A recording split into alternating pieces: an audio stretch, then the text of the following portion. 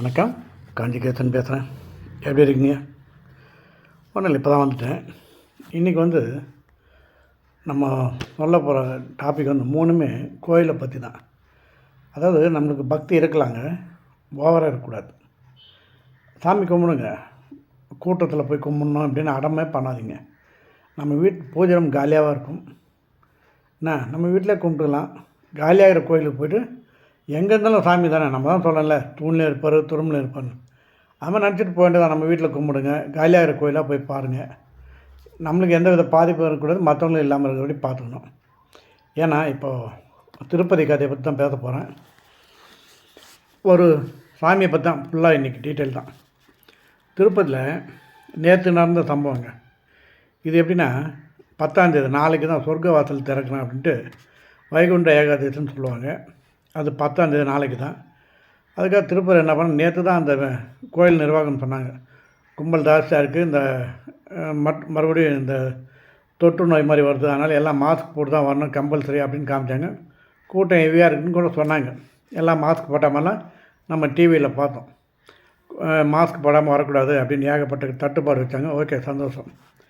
அதே மாதிரி இந்த வைகுண்ட ஏகாதசி என்னது சொர்க்க வாசல் பார்க்குறதுக்கு டோக்கன் வழங்கப்படும்னு சொல்லிட்டாங்க. ஃப்ரீ டோக்கன் நாங்களே தரோம், அதை வச்சு நீங்கள் பார்க்கலாம். இது தர்ம தரிசனம் அப்படின்னாங்க. ஓகேங்களா? இந்த சொர்க்க வாசல், அதாவது இந்த ஃப்ரீ டோக்கன் கொடுக்கும்போது அது எங்கெங்கே கொடுத்தாங்கன்னா 3 இடத்துல கொடுத்துருக்காங்க. திருப்பதியில் எங்கே கீழ் திருப்பதியில் 8 இடத்துல கொடுத்துருக்காங்க அந்த ஃப்ரீ டோக்கன். 8 இடத்துல நம்ம ரயில்வே ஸ்டேஷன் அது மாதிரி சில குறிப்பிட்ட இடத்துல கொடுத்துருக்காங்க. திருமலை மேலே ஒரே இடத்துல தான் கொடுத்துருக்காங்க ஃப்ரீ டோக்கனு. அது இல்லாமல் இந்த தேவஸ்தானம்னு ஒன்று கோயில் இருக்குல்ல, தேவஸ்தானம், அதை எங்கெங்கே நம்ம தேவஸ்தானம் திருப்பதி ஏனால அங்கே டோக்கன் புக் பண்ணுவோம், ரூம் புக் பண்ணுவோம், காட்டேஜ் அது இதுன்னு புக் அதெல்லாம் தேவஸ்தானத்துக்கு தான். அங்கே எல்லாமே கொடுத்துருக்காங்க. கிட்டத்தட்ட 94 கவுண்டரில் கொடுத்துருக்காங்க ஃப்ரீ டோக்கன் அப்படின்னு. இந்த ஃப்ரீ டோக்கன் கொடுத்தனால, அதாவது 10ஆம் தேதியிலேருந்து 12ஆம் தேதி வரைக்கும் அது வேல்யூ. 10ஆம் தேதியிலேருந்து 10 நாள் ஃப்ரீ டோக்கன், அதாவது இந்த வைகுண்ட சொர்க்கவாசல் திறந்துருக்கும் அப்படின்னு சொல்லுவாங்க. அது கொடுக்கவே அதாவது திருப்பதியில் மட்டும் எனக்கு பிடிக்காத விஷயம் என்னதுன்னா, கூட்டம் இருக்கும், அது கண்ட்ரோல் பண்ணது போலீஸ் இருக்க மாட்டாங்க. அது ஒழுங்காக இது பண்ணோம். போலீஸ் எங்கே இருப்பாங்க, இந்த கோயில் நிர்வாகம் என்ன பண்ணோம், ஆதார் கார்டு பார்ப்பாங்க, அது பார்ப்பாங்க, அதுக்கெல்லாம் கரெக்டாக செய்வாங்க. மீதி இந்த கூண்டில் போட்டு அடிச்சிடுவாங்க. ஏன்னா நிறைய பேர் போயிருக்கேன், கூண்டில் அடிச்சிடுவாங்க. திடீர்னு திறந்து விட்டால் பொறுமையாக போகலான்னு யாருக்குமே வராங்க. ஏன்னா எல்லா ஊர்லேருந்து வராங்க. நம்ம கேரளா எல்லாமே உலகத்துலேருந்தே வரான்னு வைங்களேன். அவ்வளோ பேரும் இன்னமும் இதுக்கப்புறம் அந்த கோயிலை மூடிடுற மாதிரி ஓன்னு கத்தின்னு போவாங்க. அதே நம்மளை அலர்ஜி ஆகிடும். இப்போது உடம்பு சரியில்லாமல் போகிறவங்க, இல்லை குழந்தை குட்டியோட போகிறவங்கன்னா ஒரு பயம் உணர்ச்சி வந்துடும். இந்த ஒவ்வொரு கத்தி இன்னும் ஏதோ ஆயிடுச்சான்னு பார்த்தா எல்லாம் அந்த க்யூவில் போய் நிற்பாங்க. அதே மாதிரி ஒவ்வொரு கூண்டு தரும்போது ஒவ்வொரு கத்துவாங்க, கொஞ்சான்னுவாங்க. அது நல்லாயிருக்கும். ஆனால் இதை மாதிரி கலாட்டா பண்ணி சத்தம் போட்டு போகிறது அது ஏன்னு தான் தெரில. அதை மாதிரி பழக்கமாயிட்டாது. அதே மாதிரி அந்த க்யூவில் போகிறேன், நீங்கள் 300 டிக்கெட் வாங்கினா கூட கூண்டில் தான் போடுவாங்க. அதாவது ஸ்பெஷல் கூண்டுன்னு பேர். அதில் போட்டால் நீங்கள் 1 மணி நேரத்தில் பார்க்கலான்னு சொல்லுவாங்க. அதே கூண்டில் தான் போடுவாங்க. ஆனால் எல்லாருமே அந்த கூண்டு கூட கொஞ்சம் ப்ராடாக இருக்காது. ஒவ்வொரு இடம் நல்லாயிருக்கும், ஒவ்வொரு இடத்துல 2 பேர் போகிற மாதிரி தான் வழி இருக்கும். அங்கே போட்டு எல்லாம் டம்ப் பண்ணாங்கன்னா என்ன ஆகும், அப்படி தான் ஆகும். ரொம்ப கஷ்டமாக இருக்கும் அதெல்லாம். அதனால் இந்த மாதிரி இதில் இந்த கவுண்டர்லலாம் இந்த சொர்க்கவாசல் ஃப்ரீ இலவச தரிசனம் டோக்கன் வழங்கப்படும் சொல்லிட்டாங்க. ஸோ எல்லாம் கொடுத்தானே. இது எப்போ மார்னிங் 5:30 மணிலேருந்து ஸ்டார்ட் ஆகுது. அதனால் என்ன பண்ணாங்க, முன்னாள் நைட்டே, அதாவது ஆமாம் இன்னிலேருந்து தராங்களே வைங்களேன், முன்னாள் நைட்டு நேற்று நைட்லேருந்து எல்லாம் போய் அங்கே படுத்துட்டாங்க. ஏன்னா இன்றைக்கி காலத்தில் 5:30 மணிக்கு டிக்கெட் வாங்கணும். இந்த படுத்தவொடனே இந்த அப்பப்போ நம்ம ஜனங்களே சில பேர் கொஞ்சம் அலர்ட்டாக இருப்பாங்க. திடீர்னு எழுந்து ஓன்னு கற்றுவாங்க. இன்னும் எல்லாம் தூங்கினாலும் எழுந்துப்பான், ஏதோ திறந்துட்டாங்க. அப்புறம் ஒன்றும் இல்லை உக்காருவாங்க. அதாவது ஒருத்தர் குல்லா போட்டால் எல்லாமே அதே மாதிரி தான் பண்ணுவாங்க. அது நிறைய பேர் நம்ம பார்த்துக்கணும். சும்மா ஒருத்தர் எழுந்து ஒரு 10 பேர் எழுந்து நின்னா போதும், அவனை பார்த்து 10 பேர் நிற்பாங்க. கரெக்டாக அவன் எதுக்கு கால் ரிலாக்ஸ் பண்ணுறதுக்கு நின்று இருப்பான். அப்படிலாம் இருக்கும். அது மாதிரி 5:30 மணிக்கு திறந்துட்டு 5:30 மணிக்கு திறக்கிறேன்னு இந்த கூட்டம் அலை மோதி ஆயிரக்கணக்கான பேர் விழுந்து, அதான் அந்த டோக்கன் வாங்குறதுக்கு விழுந்து கிட்டத்தட்ட ஒரு 6 பேர் 4 பேர் நாங்கள் நேற்று. இப்போ பார்த்திங்கன்னா 6 பேர் இறந்துட்டாங்கன்னா 6 பேர் மேலே இருக்கலாம், சொல்ல முடியாது. ஏன்னா கூட்ட நெரிசல்லாம் ஒன்றும் பண்ண முடியாதுங்க. இதில் வந்து கச்சாமச்சான்னு போய்ட்டு மேலே மேலே விழுந்து கீழே விழுந்து எழுந்ததுக்குள்ளே அவன் மெச்சின்னு ஓடுறது தான் இருப்பாங்க. இதில் விழுந்ததுனால 6 பேர் இறந்துட்டாங்க. இதில் யார் இறந்துட்டாங்கன்னா, சேலத்துலேருந்து ஒரு லேடிம்மா பாவம் 40 வயசு, அவங்க பேர் மல்லிகான்னு பேர். ஏன் சொர்க்க வாசல் பார்க்குற வயசாங்க இதெல்லாம். ஏங்க இதெல்லாம் அதாவது இதுதான் இந்த செல்ஃபோன் வந்த பிறகு தாங்க இது ஜாஸ்தி ஆகிடுச்சு. அது முன்னெலாம் இந்த சொர்க்க வாசல் வைகுண்ட ஏகத்தில் நம்மளுக்கு தெரியும். நம்ம சின்ன வயசுலேருந்தே பார்த்துக்கோம். வைகுண்ட ஏகத்துனா என்னன்னா பரமபதம் விளையாடுவோம் நம்ம நைட்டு. இந்த விற்பாங்க பரமபதம், இந்த பாம்பு ஏணி இதெல்லாம் போட்டு ஆடுவோம், தாய்பாஸ் ஆடுவோம். இப்படி தான் கண் முழிக்கணும்னு சொல்லுவாங்க. மறுநாள் வந்து இந்த சாமி பார்க்கணும் அப்படின்னு வீட்டிலே பூஜை பண்ணுவாங்க. எனக்கு தெரிஞ்சு அப்போல்லாம் கோயிலெலாம் கூட்டி போக மாட்டாங்க. இப்போ இந்த செல்ஃபோன் வந்த தொட்டு சொர்க்க வாசல் திறக்கப்படுமா அவனு இவங்க வேறு பிரம்மாண்டமாக இது பண்ணிடுறாங்கன்னா, அதை வச்சு நம்ம நான் போகிறேன் நீ போகிறியா, நானும் வரேன் நீயும் வரேன். இதில் முடிஞ்சவன் போவான், முடியாதவன் அவனை நம்பி இவன் போவான். ஆனால் இவனுக்கு அவன் பாட்டு போயினே இருப்பான். இதில் 40 வயசு இந்த மல்லிகான்ற லேடிக்கு இவங்க போய் விழுந்துட்டு அவங்கள மேய்ச்சி அவங்க இறந்துட்டாங்க. ஹாஸ்பிட்டல் எடுத்து போனாங்க. அங்கேயே திருப்பதி தேவஸ்தானம் ஹாஸ்பிட்டலுக்கு. அங்கே போனால் இது மாதிரி இல்லைன்ட்டாங்க. அவங்க ஹஸ்பண்ட் பேட்டி கொடுக்குறாரு. அவர் பார்த்தா கொஞ்சம் பாவமாக இருக்கார். நான் வந்தேங்க, என் கண் எதுக்கே விட்டேன், என் கூட வந்தவங்களாம் போயிட்டாங்க அப்படின்றாரு. இப்போ அந்த கவர்மெண்ட் என்ன பண்ணுறதுன்னா, இறந்தவங்களுக்கு 6 பேருக்கு 25 லட்சம் தரேன், போதுமாங்க? என்ன இதுக்காக நம்ம போனோம் சொல்லுங்கள்? அதாவது நான் என்ன சொல்கிறேன்னா, கோயிலுக்கு போகலாம், தப்பே கிடையாதுங்க, போகலாம், ஃப்ரீயாக ரொம்ப போங்க. ஒரே டைமில் எல்லாருமே போகக்கூடாதுங்க. எனக்கு தெரிஞ்சு கும்பலாக மட்டும் போகாதீங்க. இப்போது எனக்கு ஒரு தான் காஞ்சிபுரத்தில் இருக்கேன் நான். சொர்க்கவாசங்க வைகுண்ட பெருமாள் கோயில் இருக்குது, ரொம்ப விசேஷம். இன்றைக்கும் அங்கே எல்லாம் ரெடி பண்ணின்னு இருக்காங்க. இங்கே நாளையிலேருந்து கூட்டம்ல. நான் இது வரைக்கும் ஒரு வாட்டி கூட ஒரு வாட்டி தான் போனேன். ஆமாம், அந்த டைமில் காலியாக இருந்ததுன்னு சொன்ன பேர் தான் நான் போனேன். அது மாதிரி மற்றபடி கூட்டத்தில் போய் கஷ்டமே படக்கூடாதுங்க. அதாவது கஷ்டம் இப்போ இன்னும் சொர்க்கவாசல் பார்க்குற வயசு அவங்களுக்குலாம் 40 வயசில் ஏன் இன்னும் எவ்வளோ காலம் இருக்குங்க. மெதுவாக பார்த்துக்கலாமே. இப்போ தான் டிவிலே ரிலே பண்ணுறாங்க. இதில் பார்த்து கும்பிடுங்களா, நேரில் போய் பார்த்தா தானே. அதுவும் அங்கே நேரில் போய் பார்த்தா கூட அங்கே அந்த கற்பூரம் அது இதுன்னு காமிக்கும் போய் கண்ணை முடியும் சாமி கும்பிடணும். அது மாதிரி தவிர நிறைய பண்ணுறோம் நம்ம. அந்த நேரத்தில் நம்ம சாமியை பார்க்கணும், அந்த சாமி அலங்காரத்தை பார்க்கணும், அந்த சாமிக்கு ஆஞ்சநேயர் இருக்குது அது இதெல்லாம் இருக்குது, இதெல்லாம் பார்க்கணும். அதை விட்டு அந்த நேரத்தில் சீரியஸாக கண்ணை முடியும் டப்புன்னு கன்னத்தில் வச்சுப்பாங்க. அந்த டைமில் தான் இல்லாத உங்கள் குறை எல்லாமே சாமிக்கு தெரியும். நீங்கள் அங்கே போய் ஒப்பிக்காதீங்க, எல்லாமே தெரியும். அதனால் நீங்கள் அதை பற்றி கவலைப்படாமல் போயிட்டு சாமி பார்த்துட்டு நல்லா பார்த்தேன் அந்த விதத்தோடு வரணும். அதில் இந்த கும்பலில் போய் மாட்டின்னு டிவியில் இப்போ போட்டுன்னே இருக்காங்க, ரொம்ப கஷ்டமாக இருக்குது. அதான் விஷயம். இது வந்து கூட்டம் ரொம்ப போகாதீங்க. சில பேர் நியூ இயர்னா நான் கோயில் போகணும் அடம் பண்ணுவாங்க, பர்த்டேக்கு போகணும், வெட்டிங் டே போகணும், என் பொண்ணு பிறந்தநாள் போகணும். வீட்டிலையே ஒரு சின்ன பிள்ளையார் படம் இருக்குல்ல, வச்சு கும்பிடுங்க. திருப்தியாக என்ன தேவையோ ஸ்வீட்டோ ஏதோ ஒன்று செய்யுங்க. வீட்டில் கொடுத்து ஜாலியாக இருக்கலாமே. இதுக்குன்னு நாளைக்கு லீவை போட்டு இப்போ நான் கூட சொல்லிட்டேன் சென்னையிலேருந்து என் ஃப்ரெண்ட்ஸ்லாம் வர வைக்கலாமா? நான் இருப்பேன், நான் கூட கிடையாது. நான் பாட்டு வேறு வேலைக்கு போய்ட்டு நான் என் வீட்டுக்கு வந்துடுவேன். அவங்க தான் அவசரப்படணும். பஸ்லேயும் கூட்டம், ட்ரெயின்லேயும் கூட்டம், வந்தீங்க எங்கே தங்குறதுன்னு தெரியாது, ஹோட்டலுக்கு போனாலும் கூட்டம், சாப்பிட இடம் இல்லை. திருப்பி போயிட்டு மறுநாள் பார்த்தோன்னா அடிச்சு போட்ட மாதிரி இருப்பான். என்னன்னு கேட்டால் நேற்று சொர்க்கவாசல் பார்த்தேன் என்னத்துக்கு. அதனால் இது கொஞ்சம் தவிர்க்கலாங்க. நம்மளாம் கொஞ்சம் முடிஞ்சால் மட்டுமே, உங்களால் தாங்கக்கூடிய சக்தி இருந்தால் நீங்கள் வாங்க. வரது டேப்லெட் போட்டுன்னு நான் பசியோடு தான் பார்ப்பேன், வெறும் இதோடு பார்ப்பேன்னா பார்க்காதீங்க. ஏன்னா அந்த கூட்டத்தில் உங்களுக்கு மயக்கம் வரும். இன்னும் நீங்கள் பசியில் இருந்தீங்கன்னா இன்னும் கண்டிப்பாக மயக்கம் வரும். யார் உங்களுக்கு முயற்சி பண்ண தெரியாது. அதுக்காக தான் சொன்னேன். கொஞ்சம் திரகாத்தம் வாங்க.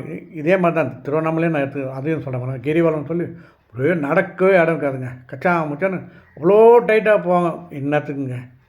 இதெல்லாம் கொஞ்சம் பார்த்து நம்மளா தெரிஞ்சுக்கணும். கொஞ்சம் என்னை பொறுத்தவரைக்கும் இதெல்லாம் கொஞ்சம் அவாய்ட் பண்ணால் நல்லாயிருக்குங்க. அவாய்ட் மீன்ஸ் போகக்கூடாதுன்னு சொல்லலை, கூட்டம் எல்லா நேரத்தில் போவாங்களே. மற்ற நாளில் போனால் முருகர் வந்து வேணான்னு சொல்லுவாரா? செவ்வாய்க்குமான பலனை ஏகப்பட்ட கூட்டம் முருகருக்கு இல்லையா? மற்ற நாள் வந்து காலியாகுது. மறுநாள் போங்களேன். அன்றைக்கி நான் முருகர் நான் இன்றைக்கி வரமாட்டேன்னு சொல்லிட்டு போயிடுவாரேன். இதை நான் வந்து சொல்கிறேன் அப்படின்னு நினைக்காதீங்க. இது வந்து சின்ன கருத்து தான். அதாவது நானும் பயங்கரமாக சாமி கும்பிடுவேன். இதெல்லாம் எனக்கு தெரிஞ்சு நான் சொல்கிறேங்க, அதான் விஷயம், வேறு ஒன்றும் இல்லை. இது கொஞ்சம் தவிர்க்கலாம். ஏன்னா இப்போது அந்த 6 பேர் ஃபேமிலி என்ன ஆகுது, எதை நினச்சி வந்தாலும், எவ்வளோ பிளான் வச்சு வந்தாலும், அவங்க வீட்டில் என்ன நல்ல நிகழ்ச்சி இருக்கலாம், அதுக்காக இது இப்படி வந்திருப்பாங்க, திருப்பதிக்கு வந்திருப்பாங்க. இதை மாதிரி நினச்சி சொல்கிறேன். ஓகேவா? சரி, திருப்பதி மேட்ரு முடிச்சிடலாம், பார்த்து செய்வோம். சாமி அதாவது பெருமாள் பார்த்து போயிடலாம். ஓகேவா? அடுத்து நம்ம கேரளா சைடு போகலாமா? வாங்க. கேரளா வந்து அந்த யானை நேற்று தாங்க அந்த கேரளாவில் மலப்புரம்னு ஒரு மாவட்டங்கள், மலப்புரம்னு அந்த ஏரியா பேர். அங்கே திருவூர் அருகே, அந்த ஊர் பேர்லாம் பண்ணுறாங்க, திருவூர் அருகே புதியங்காடு ஒரு இடம், புதியங்காடின்னு ஒரு இடம். அங்கே ரொம்ப ஃபேமஸான ஒரு தர்கா இருக்குது. அந்த தர்கா பேர் யாகிம் தங்கல் அவுலியா. யாகிம் தங்கல் அவுலியான்னு ஒரு தர்கா இருக்குது. அதாவது இந்த மாஸ்க் சொல்லுவாங்க இல்லையா, அது இருக்குது. அங்கே வந்து எவ்ரி இயர் வருஷந்தோறும் நேர்ச்சை திருவிழான்னு ஒன்று நடப்பாங்க. நேர்ச்சைன்னா அது அவங்க இதில் நேர்த்தி திருவிழான்னு கூட வச்சுக்கலாமா, எனக்கு சரியாக தெரில. அங்கே எவ்ரி இயர் வருஷந்தோறும் அந்த நேர்ச்சை திருவிழா அப்படியே ஃபங்க்ஷன் பண்ணுவாங்க. அது எப்படின்னா தொடர்ந்து 8 நாள் நடக்கும். அது 8 நாள் நடக்கும். அதனுடைய கடைசி நாள் தான் நேற்று நடந்ததுங்க. அந்த யானை வந்து கோவப்பட்டது பாரு, அதான் நேற்றுனா அது முந்தினம். எப்போ இன்றைக்கினா வேலைக்கிழமை செவ்வாய்க்கிழமை நடந்திருக்கு. அன்றைக்கி தான் அந்த கடைசி நாள், 8ஆவது நாள். அப்போது தொடர்ந்து 8 நாள் நடக்குதுன்னா அதே யானையை தான் ப்ராக்டிஸ் பண்ணியிருப்பாங்க, வர வச்சுருப்பாங்க. அந்த ஷோவை பார்த்தா ஒரு 5 யானை நிற்குதுங்க. அதில் திடீர்னு ஒரு யானைக்கு மதம் பிடிச்சிருச்சு. ஏன்னா இவனுங்க வந்து நைட்டு 12:30 மணிக்கு தான் இந்த ஷோவை நடத்துகிறாங்க. அதாவது இந்த பூஜை, அதாவது நைட்டில் தான் இந்த பூஜை நடக்கும். 12:30 மணிக்கு நடத்துகிறாங்க. அப்போ அது வரைக்கும் அந்த யானைக்கு என்ன தூக்கம் இருக்குமா, சாப்பாடு போட்டிருப்பாங்க, இல்லை தூக்கத்துக்கு டைம் இருக்கா, எப்போ அந்த கிரீடா அது இதெல்லாம் போட்டு அலங்காரத்தோடு இருக்குன்னா அது எவ்வளோ டயர்டாக இருக்கும். நம்ம கூட இருக்கிறோம், ஒருத்தர் வந்து ஒரு வாட்டி விஷ் பண்ணுவாங்க, குட் மார்னிங் சார், போகிறவங்க வரலாம் விஷ் பண்ணால் போவாங்க பண்ணிட்டு கண்டுக்காம மாதிரி இருக்கும். அது மாதிரி தான் இருக்கும். சும்மா அந்த யானை நின்று அதுக்கு என்ன ஆச்சோ தெரில, மீதி யானைகள்லாம் கம்மன் இருக்குது. இதுக்கு மட்டும் என்ன மதம் பிடிச்சிச்சு. மதம் பிடிச்சி அந்த 5 யானைகள் லைனாக நின்றுது, இந்த பெரட் நிற்கிற மாதிரி. திடீர்னு இது மட்டும் வந்துட்டு ஒரு ஆள் பிடிச்சி, ஒரு ஆள் கால் மாடிட்டு ஒரு சொட்டு போட்டுச்சுங்க. போட்டோடனே அவன் மற்ற ஆளுங்கெல்லாம் வந்து கவனம் அவனை இழுத்துன்னு போயிட்டாங்க. இருந்தாலும் அவர் கொஞ்சம் சீரியஸ் கண்டிஷனில் இருக்கார். ஏன் நம்ம யானைக்கு வந்து ரெஸ்ட்டு தேவைங்க, அது கொடுக்க மாட்டாங்க. நம்ம சோதா முக்கியன்ட்டு அந்த கும்பல் இதை பார்க்கறது ஒரு 1000 நூற்றுக்கணக்கான மக்கள் எல்லாம் சுற்றி நிற்கிறாங்க. இதை மாதிரி சம்பவம் நடந்தவுடனே அந்த ஜனங்கள்லாம் மிரண்டு தெரிச்சு போயிருக்காங்க. ஏன்னா யானை எந்த நேரத்தை வரணும், இதில் எத்தனை பேர் குழந்தை குட்டியோட வந்திருப்பான், எத்தனை வயசானவங்க வந்திருப்பான். ஏன்னா இந்த ஷோ பார்க்கலாமே, இது வருஷத்துக்கு ஒரு வாட்டி தான் நடக்குது, அந்த ஒரு ஆசையில் கூட வந்திருப்பாங்க. அப்போ இத்தனை பேரில் ஓடினதில் ஒரு 25 பேர் படுகாயின்னு போகிறாங்க. அதாவது ஓடும்போது மெரிச்சிட்டாங்க. 25 பேரா? ஏங்க இவ்வளோ பெரிய கும்பலை காமினா அதில் 25 பேர் தான், நிறைய பேர் இருக்கும். தெரிஞ்சு 25 பேர், தெரியாமல் எத்தனை பேர், இப்படி தான் போகுது. அந்த யானைக்கு நைட்டு 12:30 மணிக்கு இந்த ஷோ நடக்கும்போது திடீர்னு மதம் பிடிச்சிது. 12:30 மணிக்கு நடக்குதுன்னா அது மத்தியானத்துலேருந்து நிற்க வச்சுருப்பான், இல்லை காற்றுலேருந்து ரெடி பண்ணிடுவான். அதுக்கு சரியான தூக்கம் கொடுத்துருக்க மாட்டான், சாப்பாடு கொடுத்துருக்க மாட்டான். இதுதான் விஷயம். அது அந்த டயர்ட்னு தான் நம்மளே சொல்லலை, ஓவர் இதுவாக இருக்குது, ஒரே ட்ரெஸ்ஸாக இருக்குப்பா, நம்மளுக்கு ஒரு மாதிரி டயர்டு வேணும் இருக்குது அப்படி இப்படின்னு சொல்கிறேன். அதே மாதிரி யானைக்கு சொல்ல தெரியாது, அது இப்படி தான் சொல்லும். அதில் வந்து 20 பேர் படுகாயம்.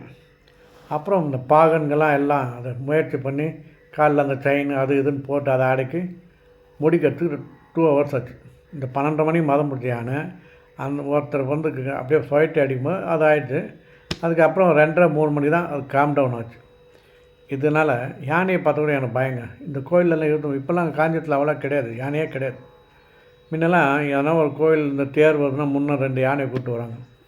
இப்போ அதெல்லாம் கம்மி பண்ணிட்டாங்க. உண்மையிலேயே அதெல்லாம் தவிர்க்கலாம். அது வந்து எதனா ஒரு வேலைக்கு வச்சுக்கலாம், இல்லை அதுக்கான பயிற்சியாளர் கரெக்டான ஆள் இருந்தால் மட்டுமே வரணும். அதுக்கான ரெஸ்ட்டு சாப்பாடு இதெல்லாம் கொடுத்தால் மட்டுமே அது நீங்கள் இது மாதிரி விழாக்கெல்லாம் கொண்டு வரலாம். இதை நம்பி நம்ம தெரியாமல் நம்ம குழந்தைங்களாம் அது மேலே ஏற்றுறோம். நம்ம நேரம் அவருக்கு அதுக்கு திடீர்னு மதன்றது எப்போ வேணாலும் பிடிக்கும். திடீர்னு அந்த குழந்தைங்க தூக்கி அடிச்சிச்சுன்னா அதுதான் கஷ்டம். கொஞ்சம் பார்த்து செய்வோம். சில பேர் இந்த யானை எடுத்து நீங்கள் காஞ்சிபுரத்தில் பார்த்துருக்கீங்க, முன்ன இப்போ கிடையாது, பஸ் ஸ்டாண்டுக்குள்ளே வந்துடுவாங்க. வந்துட்டு நம்ம பாட்டு இருப்போம், அது நேராக தும்பிக்கையில் போட்டு நம்மளை தீண்டும், பைசா இருந்தால் கொடுக்கும், கேட்கும். அந்த டைம் என்ன பழங்கள் இருந்தால் கொடுத்தாங்க. இது வந்து நல்லா இருக்குதான்னு பார்த்தா பயமாக தான் இருக்கும் எனக்கு. ஏன்னா அது உடம்பு முள்ளாக இருக்கும். யானை மேலே ப்ளைனாக நீங்கள் உட்கார முடியாது, அது மேலே துணி போட்டு தான் உட்கார முடியும். இந்த குழந்தைய அப்படி தூக்குவான் பாருங்கள் கால் வழியாக. அப்போ அந்த தொடையில் அந்த யானைனுடைய தோல் லைட்டாக கிராச் ஆகும், தேயும். ஏன்னா குழந்தைய அவன் ஒழுங்கெல்லாம் வாங்க முடியாது. எப்போ குழந்தை கொஞ்சம் தேவை, அந்த முள்ளு குத்துனல் தான் அது என் குழந்தைங்க அலறும். இவன் நஞ்சமா யானை மேலே ஏறத்துக்கு பயந்துச்சு அப்படின்னு. அப்படி கிடையாதுங்க, இதுதான் விஷயம். அதனால் தவிர்ப்போம். யானையை பார்த்தா கொஞ்சம் உஷாராக இருப்போம். அது என்ன தேவையோ அதை கொடுத்துட்டு நம்ம பாட்டு நிம்மதியாக தான். யானை வருது அதுக்கிட்ட போவாங்க. இது ஒன்று ஆச்சுங்களா. அடுத்து இன்னொரு கோயிலுக்கு போகலாமா? வாங்க, திருப்பூரூர் போகலாமா? எஸ், திருப்பூரூரில் கந்தசாமி கோயில் ஒன்று இருக்குது, ஃபேமஸான கோயில். நான் போயிருக்கேன். திருப்பூரூர் கந்தசாமி கோயில். அங்கே வந்து அம்பத்தூர்லேருந்து தினேஷ்னு ஒருத்தர் போன ஆகஸ்ட் மாதம் சாமி கும்பிட வந்திருக்காரு. ஆயிடுச்சா? ஆமாம், போன ஆகஸ்ட் 6 மாதம் முந்தின நினைக்கிறேன். எஸ். அப்போ சாமி கும்பிட்டுட்டு நம்ம சும்மா வர மாட்டோம். இந்த உண்டின்னு ஒன்று வச்சுருப்பாங்க. நம்ம பாக்கெட்லேருந்து பைசா எடுத்து வேண்டதில் தீர்த்து ஏதோ ஒன்று காணிக்க மாதிரி கொடுப்போம், ஏதோ ஒன்று செய்வோம். அப்படின்னு உண்டியலில் பணம் போட்டு வரும். இல்லை நம்ம கோயிலுக்கு போகிறதுனால நம்ம அக்கம் பக்கத்துக்கு அந்த கோயிலில் போகிறேன், இந்தாப்பா நான் இதை கொடுத்துறேன், இதையும் போட்டுருப்பா, என்னை பற்றி கொஞ்சம் பேர் வேண்டி வைத்தர அப்படின்வோம். ஓகே, அதையும் நம்ம எடுத்துகிட்டு வரோம். பொதுவாக எல்லா கோயிலுக்கும் போனாலும், சபரிமலைக்கு போனாலும் அதுதான், எல்லா கோயிலுக்கு போனாலும் அவங்களுடைய பங்கு கொடுப்பாங்க, இதையும் போட்டுரு அப்படின்னு. நம்ம அதையும் அங்கே போட்டு அவன் பேரை சொல்லிட்டு போட்டுற வேண்டியதான். இப்படி போடும்போது கை தவறி அவருடைய ஐஃபோன் வச்சுருந்தார் பாக்கெட்டில், அதை எடுத்து அதில் போட்டார். பைசாவும் போட்டார், ஃபோனும் போயிடுச்சு. அப்புறம் நான் ஐயோ ஃபோனை போட்டோமே அப்படின்ட்டு நேராக போய் கோயில் நிர்வாகத்தில் போய் கம்ப்ளைண்ட் பண்ணுறாரு. சார் இது மாதிரி என் ஐஃபோன் உள்ளே போயிடுச்சு. நான் நிர்வாகம் சொன்னேன், ஐயோ அதெல்லாம் இப்போ எடுக்க முடியாது, அதுக்கு நீங்கள் லெட்டர் ஒன்று எழுதி கொடுங்கன்ட்டு அவர்கிட்ட கம்ப்ளைண்ட் லெட்டர் மாதிரி அந்த கோயில் நிர்வாகம் வாங்கிட்டாங்க. வாங்கிட்டு நான் சொல்லும்போது வாங்க, அதெல்லாம் திடீர்னுலாம் எடுத்து தர முடியாதுங்க. இதெல்லாம் பார்க்கும்போது எங்கள் போஸ்டரில் கூடங்க சில பேர் இந்த தபால் போடுவாங்க, இந்த லெட்டர் பாக்ஸ் இருக்குல்ல, அதில் போடும்போது சம்டைம்ஸ் ஒரு வாட்டி என்னாச்சுன்னா, அப்போ நைட் விட்டு தான் ஒரு 7:30 8 மணி இருக்கும். ஒருத்தர் எங்கள் ஆஃபீஸ் மேலே வந்துட்டார். நாங்கள் சென்ட்ரல் ஸ்டேஷன் எடுத்தாமல் தான் வந்துட்டு, என்ன யாருன்னு பார்த்தா பப்ளிக். அவர் என்ன வேணும்னா, சார் இது மாதிரி தெரியாதமா நான் லெட்ரு போடும்போது என் பாக்கெட்டில் இந்த பழம் வரைக்கும் போகிற சீசன் வச்சுருந்தேன், அதையும் போட்டேன், இப்போ என்கிட்ட பைசா இல்லை, நான் ட்ரெயினில் போனேன், எப்படின்னு தெரியலையே. நான் எப்படி கொடுக்கூடாது, கரெக்டுங்களா? அவர்கிட்ட கொடுக்கூடாதுன்னா நீங்கள் ஒரு 50 ரூபா கொடுத்தாகணும். அவர் சீசன் அவர் கேட்குறாரு, சரின்ட்டு பார்த்துட்டு நாங்கள் என்ன பண்ணோம், எங்கள் அதிகாரிகிட்ட எடுத்து சொல்லிட்டோம். ஏன்னா இன்சார்ஜ் இல்லாமல் நம்ம பண்ணக்கூடாது அதெல்லாம். ஏன்னா அந்த போஸ்ட் பாக்ஸை நம்ம அனாவசியமாக திறக்கூடாது. அதில் டைமிங் ஒன்று இருக்கும், 8 மணி 7 மணி 15 ஹவர்ஸ் 17 ஹவர்ஸ்னு இருக்கும். அந்த டைமில் தான் அதுக்கான ஆள் வந்து அதை ஓப்பன் பண்ணுவோம், போஸ்ட் பாக்ஸ் திறந்து அதுலேருந்து லெட்டர்ஸ்லாம் கலெக்ட் பண்ணுவாங்க. இதுதான் ரூல். நடுவில் யாருக்காகவும் யாரும் திறக்கக்கூடாது, நாங்களே திறக்கக்கூடாது. அதுக்கு யார் டியூட்டியோ அவங்க தான் திறக்கணும், இதுதான். அப்புறம் அவங்க போய்ட்டு அந்த மேலதிகாரி போய் பார்த்தோன்னே, சரி கொஞ்ச நேரம் வெயிட் பண்ணுங்களேன், ஏன்னா இப்போ 8 மணி கிளியரன்ஸ் இருக்குது, இப்போ மணி 7:30, இன்னும் ஒரு 1/2 hour வைங்க, அப்போ தான் நான் எடுக்க முடியும்ட்டான். சரி இருக்கேன் சார், ஏன்னா அது இல்லாமல் நான் வீட்டுக்கு போக முடியாது, பழந்தங்கள் போகணும் நான். அதுக்கப்புறம் என்ன ஆச்சு, அந்த போஸ்ட் பாக்ஸ் ஓப்பன் பண்ணுற அவர் வந்தார், அந்த பாக்ஸ் திறக்கிறது வந்து அதை திறந்துட்டு இது உள்ள அந்த சீசனாக இருந்தது எடுத்தாந்து அந்த டேபிளில் கொட்டுவாங்க. கொட்டி அப்புறமா தான் அந்த லெட்டர்ஸ்லாம் பிரிப்பாங்க, எந்தெந்த ஊர் போகணுன்னு ஸ்டார்ட் பண்ணணும் அப்படின்னு சொல்லுவாங்க, கரெக்டுங்களா? அப்படி விரும்பி இவருடைய சீசன் இருந்தது. எங்கள் அதிகாரி அதை எடுத்து வச்சுன்னு, உன் பேர் என்னப்பா? அவன் பேர் சொன்னான். வயசுங்கண்ணா, எங்கேருந்து எங்கே போகணும்? ரைட், சரி ஒரு லெட்டர் ஒன்று எழுதி கொடு. ஏன்னா திடீர்னுலாம் கொடுக்கக்கூடாது, ஒரு லெட்ரு மாதிரி எழுதி, இதை மாதிரி தவறுதலாக என் கார்டு போடும்போது இந்த பாஸையும் போட்டேன் அப்படின்னு சொன்னால் தான் தரணும் அப்படின்னு நான் லெட்ரு எழுதி இந்த சீசனை பெற்றுக்கொண்டேன்னு சொல்லி ரிசீவ்னு போட்டு கையெழுத்து வாங்கிட்டு அந்த லெட்டரை நாங்கள் வச்சுன்னு அவர்கிட்ட அந்த சீசன் கொடுத்தோம். இப்படி தான் நடக்கும். ஆனால் இந்த கோயில் நிர்வாகம் நாங்கள் இப்போ எதுவும் தர முடியாது, அந்த அந்த டைம் வரும்போது தான் நான் தர முடியும்னு சொல்லி அவர்கிட்ட லெட்டர் மட்டும் வாங்கினா அவர் அனுப்பிச்சிட்டாங்க. அதன்படி ஒரு 6 எத்தனை மாதம் கழிச்சு அப்புறம் அந்த அறநிலையத்துறை அவர் அனுப்பிச்சிச்சு ஆணைப்படின்னு. அதாவது அவங்க என்ன சொல்கிறாங்கன்னா, இந்த பணத்தை வந்து நாங்கள் எண்ணுவோம், சரியா? இந்த உண்டியல் பணம் இதெல்லாம் உண்டியல் ஓப்பன் பண்ணணும் எண்ணும்போது தான் உங்களுக்கு நாங்கள் தகவல் சொல்லுவோம், அப்போ நீங்கள் வாங்கன்னு சொல்லி அனுப்பிச்சிட்டாங்க. இந்த பணத்தை அவங்க சொல்கிறாங்க என்னன்னா, கோயில் பணத்தை தவிர இந்த பொன், சில பேர் இந்த கோல்டு போடுவாங்க, சில்வர் போடுவாங்க, இன்னும் சில பேர் அதாவது நம்ம வேண்டிய பண்ண கால் பாதம், கண் தானம், கண் போடுறேன், கை போடுறேன் அப்படின்ட்டு இந்த வெள்ளியில் தகர மாதிரி இருப்பாங்க, அதில் போடுவாங்க. அதை மாதிரி எல்லாம் போட்ட பிறகு அதெல்லாம் தனித்தனியாக ஏலம் விடுவாங்க. அதை மாதிரி போடும்போது இவர் செல்ஃபோன் தனியாக வந்தது. இவருக்கு தகவல் சொன்னாங்க, இந்த ஐஃபோனு ஏலம் விட போகிறோம். ஏன்னா அது கோயில் விதிப்படி அது வேணுன்னே பண்ணல, அதுதான் விஷயம். சரின்னு இவரும் போய் நின்னார். இவர் ஃபோன் எல்லாருக்குமே தெரியும், அதனால் கோயில் விதிப்படி அது ஐஃபோன் ஆச்சு. அது கிட்டத்தட்ட எப்படியும் ஒரு 80, அது என்ன ரேட்டு 50 ரூபாய்க்கு மேலே இருக்குன்னு நினைக்கிறேன், ஐ திங்க். ஏன்னா ஐஃபோன் பார்த்துருக்கேன், பட் விலைலாம் எனக்கு தெரியாது அதுக்கெல்லாம். அப்புறம் இவர்கிட்ட கேட்டதுக்கு 10,000 அப்படின்னு கோயில் நிர்வாகமே சொல்லிட்டா, இல்லை யாரும் ஏற்றி விட்டான்னு தெரியாது. இவரே போய் 10,000 ரூபாய்க்கு அந்த ஃபோனை வாங்கிட்டு போனார். இதுதான் விஷயம். அதாவது தவறுதலாக போட்ட ஃபோனுக்கு பெனால்ட்டி மாதிரி ஆயிடுச்சு. இதுக்கு தான் சில கோயிலில் திருப்பதி சில கோயிலெலாம் பாருங்களேன், போகும்போது ஃபோன் லாக்கில் வச்சுருங்கன்னுவாங்க. பார்த்துட்டிங்களா? நான் திருப்பதி போனாலும் ஃபோன்லாம் அங்கே ஒரு லாக்கரில் வைக்கணும், சீரடி போனாலும் வச்சிடணும், புட்டபர்த்தி போனாலும் வச்சிடணும்.